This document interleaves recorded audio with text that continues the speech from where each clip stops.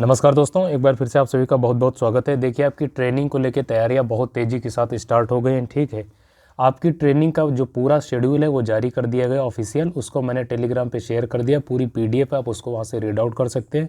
बाकी आज हमारे यहाँ जो गोंडा में जो आप देखेंगे पुलिस अधीक्षक महोदय के द्वारा सारी चीज़ों की जो निरीक्षण किया गया, जैसे चाहे फॉर एग्ज़ाम्पल आरटीसी जो बैरक हो गई, ठीक है, जेटीसी बैरक, स्टूडेंट्स के लिए जो भी आएंगे, एक रिक्रूट जो आएंगे उनके लिए कितने टॉयलेट्स की व्यवस्था है, मेस की क्या व्यवस्था है, ठीक है, हॉस्पिटल, वेपन, इन सारी चीज़ों की जो है उनकी आज जो है उनके द्वारा निरीक्षण किया गया। इसके अतिरिक्त ग्राउंड की भी जो है मॉनिटरिंग करी गई है पुलिस अधीक्षक महोदय जी के द्वारा। ठीक है, तो ध्यान रखेंगे उस जो ये शेड्यूल जारी किया गया, ट्रेनिंग शेड्यूल, उसमें क्या क्या इंपॉर्टेंट आपके लिए, मैं उसको आपके सामने आगे ज़रूर डिस्कस करना चाहूँगा। लेकिन उससे पहले आपसे रिक्वेस्ट है, अगर आपने चैनल को अभी तक सब्सक्राइब नहीं किया तो सब्सक्राइब कर लीजिए। बहुत सारे कैंडिडेट्स ऐसे हैं जो लगातार वीडियो देखते हैं लेकिन अभी तक उन्होंने सब्सक्राइब नहीं किया, तो सब्सक्राइब कर लीजिए। ठीक है, बाकी आपका कोई क्वेश्चन है, आप चाहे जिस चीज़ से संबंधित हो, बशर्ते वो आपकी एजुकेशन से संबंधित होना चाहिए।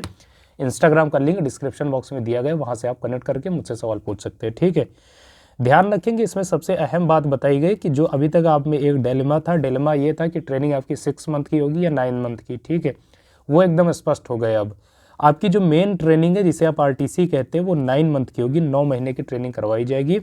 इसके अतिरिक्त आपके पास देखेंगे लगभग 25 से 28 दिन का आपका जो बेसिक ट्रेनिंग होती है, जिसे आप बोलते हैं जेटीसी, वो एडिशनल है, 1 महीने का वो चलेगा कार्यक्रम। ठीक है, सबसे पहले आपका जेटीसी होता है और उसके बाद फिर आरटीसी होती है, उसके बाद आपका व्यवहारिक प्रशिक्षण होता है, ये आपका क्रम होता है। ठीक है, तो जो जेटीसी होती है बेसिक ट्रेनिंग होती है, इसमें कुछ नहीं, आपको मेनली जो है पुलिस विभाग का जो जितना बेसिक है वो आपको बताया जाता है, उससे आपको रूबरू करवाया जाता है। जैसे यूनिफॉर्म कैसे आप पहनेंगे, ठीक है, अपने अफसर से जो आपके अधिकारी होंगे उनका कैसे अभिवादन करेंगे, कैसे आपको चलना होता है, ठीक है, वेपन हैंडलिंग कैसे होती है, ओवरऑल बड़ा जो चीज़ें हैं आपके सामने इसमें बेसिक ट्रेनिंग में जेटीसी में आपको अंडरस्टैंड करवाया जाता है। ठीक है, ध्यान रखेंगे।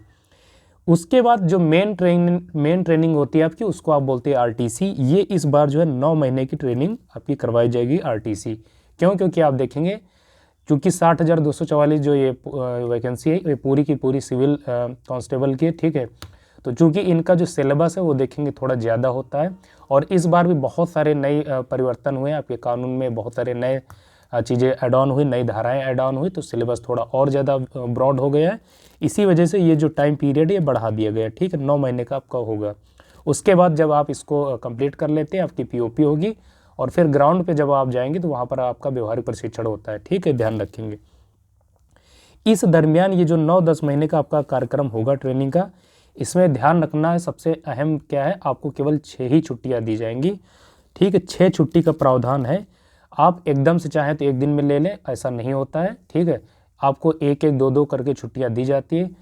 4-5 महीने जब आपके कंप्लीट हो जाएंगे उसके बाद सामूहिक अवकाश दिया जाएगा। ठीक है, कुल मिला के जो 15 दिन से अगर आप जो ज़्यादा एब्सेंट हो जाते हैं इस ट्रेनिंग में, तो आपका जो ट्रेनिंग का पीरियड है ये एक्सटेंड करके दोबारा से आपको ट्रेनिंग करवाई जाती है। ठीक है, अगर आप 15 दिन से ज़्यादा एब्सेंट हो जाते हैं। इसी वजह से हर रिक्रूट को ध्यान में रखना होता है कि कुल मिला के आप जो है 15 दिन से ज़्यादा एब्सेंट ना हो। ठीक है, ध्यान रखें।